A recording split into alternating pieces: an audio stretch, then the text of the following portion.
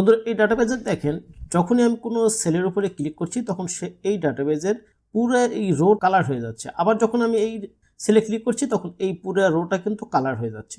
So এই জিনিসটা কীভাবে করলাম চলুন সেটাই আজকে আমি আপনাদেরকে দেখাই। এই জন্যে আমরা প্রথমে পুরো এই টেবিলটাকে সিলেক্ট করব। সিলেক্ট করার পরে আমরা কন্ডিশনাল ফরম্যাটিংয়ে আসবো, দেন আমরা এখান থেকে নিউ রুলসে আসবো। নিউ রুলসে আসার পর একদম যে লাস্ট অপশন আছে এই লাস্ট অপশনে আমরা ক্লিক করব। তো লাস্ট অপশনে ক্লিক করার পর এখানে একটা ফর্মুলা লেখার বার আসবে।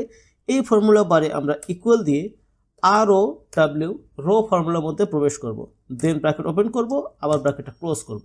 এবার ইকুয়াল দিয়ে CELL সেল ফর্মুলার মধ্যে প্রবেশ করব, দেন ব্র্যাকেট ওপেন করব, এবার ডবল ইনভার্টেড কমা দিব, ROW রো দিব, দেন ডবল ইনভার্টেড কমাটা ক্লোজ করে ব্র্যাকেটটা ক্লোজ করে আমরা এই যে ফরম্যাট এই ফরম্যাট অপশনে চলে আসবো। এবার আমরা ফিল কালারে আসবো। ফিল কালারে আসার পরে আমরা যে কালারটা চাচ্ছি সেই কালারটা দিয়ে দেবো।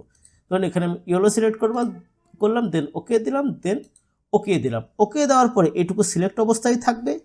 এবার আপনার কিবোর্ড থেকে অল্টার প্লাস F11 একসাথে প্রেস করবেন। প্রেস করলে এরকম একটা ডায়লগ বক্স আসবে। এখান থেকে আমরা এই জেনারেল থাকবে, আমরা এটাকে ওয়ার্কশিট করে দেব। ওয়ার্কশিট করে দেওয়ার পর এখানে দেখবেন যে সিলেকশন চেঞ্জ আসবে।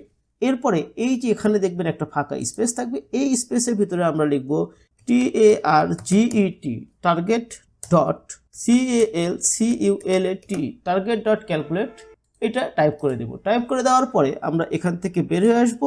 এখন যদি আমরা যে কোনো সেলের উপরে ক্লিক করি তাহলে পুরো রোটা কিন্তু কালার হয়ে যাচ্ছে। তো শিখে গেলেন সুন্দর একটা ট্রিক্স।